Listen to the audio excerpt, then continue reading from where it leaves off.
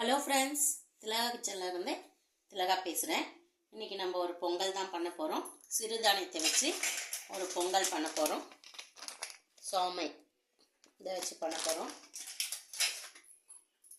ஒரு கிளாஸ் எடுத்திருக்கேன் நான்.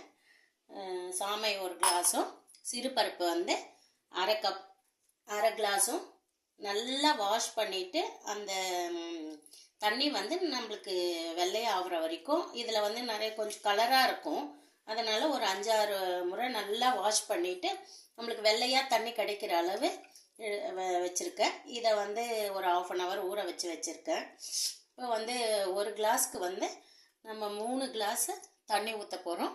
பாசிப்பருப்பு போட்டிருக்கோம் இல்லைங்களா, சிறுபருப்பு, அதுக்கு வந்து அரை கப்புக்கு ஒரு கிளாஸ் தண்ணி போட போகிறோம்.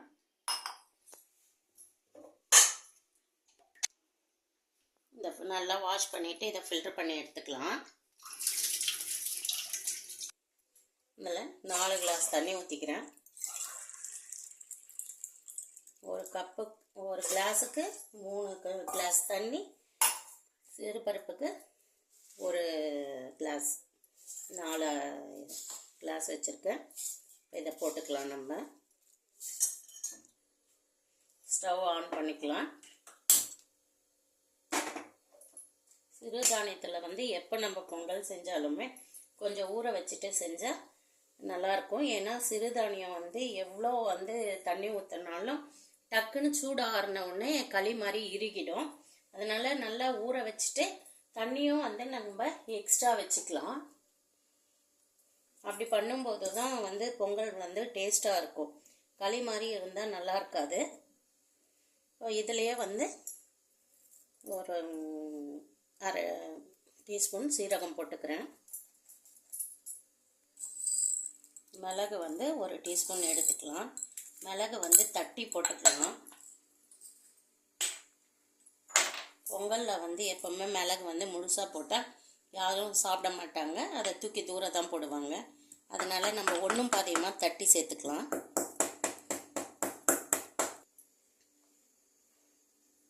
ஒரு டீஸ்பூனில் கொஞ்சமாக எடுத்து இதில் போட்டுக்கலாம். மீதி வந்து தாளிக்கும் போது யூஸ் பண்ணிக்கலாம். ஒரு டீஸ்பூன் உப்பு போட்டால் கரெக்டாக இருக்கும். போட்டுக்கலாம்.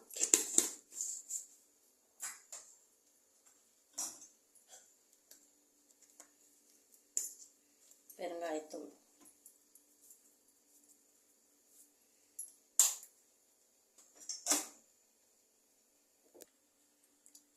இஞ்சி வந்து ஒரு துண்டு எடுத்துருக்கேன். இதை வந்து திருகி போட்டுடலாம். நம்ம மிளகு, இஞ்சி இதெல்லாம் சாப்பிடும்போது நம்மளுக்கு அவ்வளோ சீக்கிரம் கோல்டு பிடிக்காது. அதனால் வந்து இஞ்சி பூண்டு பேஸ்ட்டை சாப்பிட்றத விட இந்த மாதிரி இஞ்சியை திருகியோ இல்லை தட்டியோ இப்படி போட்டு எடுத்துக்கும் போது நம்மளுக்கு கோல்டு சீசனில் கோல்டு பிடிக்காது. வெயிட் பண்ணுறோம்.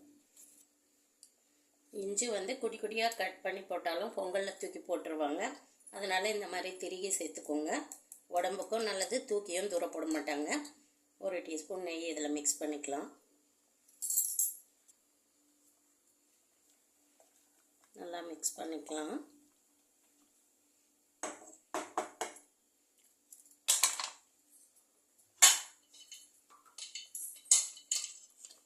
இது குக்கர் மூடிட்டு ஒரு 3 விசில் வரட்டும். 3 விசிலும் ஒரு 5 நிமிஷம் சிம்லேயும் வச்சுடுங்க.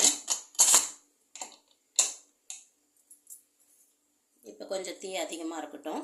3 விசில் வந்தவுடனே சிம்மில் வச்சுட்டு 5 நிமிஷம் வெயிட் பண்ணிட்டு அப்புறம் ஓப்பன் பண்ணி பார்க்கலாம்.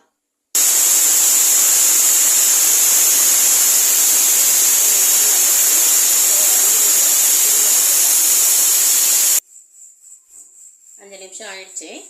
இப்போ ஆஃப் பண்ணிவிட்டு கொஞ்சம் நேரம் வெயிட் பண்ணலாம்.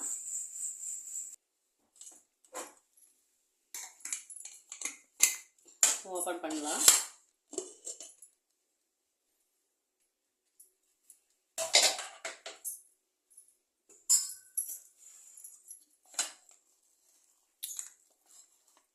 இந்த அளவு கொஞ்சம் தளர இருக்கணும். இப்போ நம்ம தாளிக்கிறதுக்குள்ளே கட்டி ஆகிடும். தளர இருந்தால் தான் சிறுதானிய பொங்கல்லாம் சாப்பிட நல்லாயிருக்கும். சூடாகவும் சாப்பிட்ணும். நம்ம தாளித்து கொட்டிக்கலாம். கொஞ்சம் எண்ணெய் ஊற்றிக்கலாம்.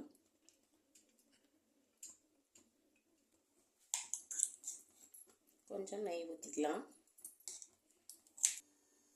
எண்ணெயும் நெய்யும் பாதி பாதி ஊற்றிருக்கேன். காஞ்சிடுச்சு. கொஞ்சம் இஞ்சி போட்டுக்கலாம். அதில் கொஞ்சம் போட்டிருக்கோம். கொஞ்சம் இதில் போட்டால் வாசனையாக இருக்கும்.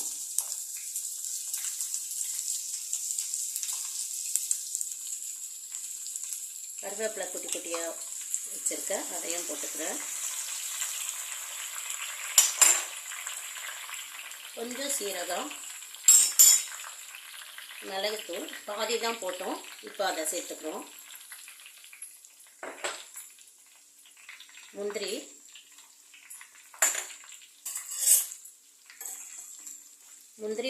ஃபுல்லுமே பொன்னிறமாக ஆகிற வரைக்கும் வறுக்க வேணாம். ஒரு 3/4 அளவு வறுப்பட்டதுன்னா பொங்கலில் சாப்பிட டேஸ்ட்டாக இருக்கும்.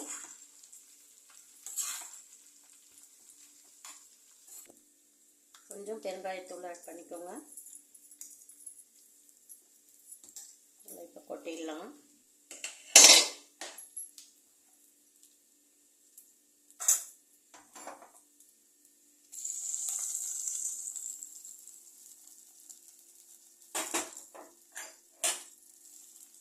சப்போஸ் இந்த பொங்கல் கொஞ்சம் உங்களுக்கு ரொம்ப கட்டியாக ஆன மாதிரி இருந்ததுன்னா சுட தண்ணி கொஞ்சம் பக்கத்தில் சூடு பண்ணி வச்சுக்கிட்டு கட்டியாக இந்த மாதிரி தாளிக்கிறதுக்கு முன்னாடி கொஞ்சம் மிக்ஸ் பண்ணிவிட்டு பண்ணிக்கோங்க. இப்போ கொஞ்சம் கட்டி ஆகாமல் இருக்கும். இப்போ சுட சுட நம்ம பரிமாறிடலாம். இந்த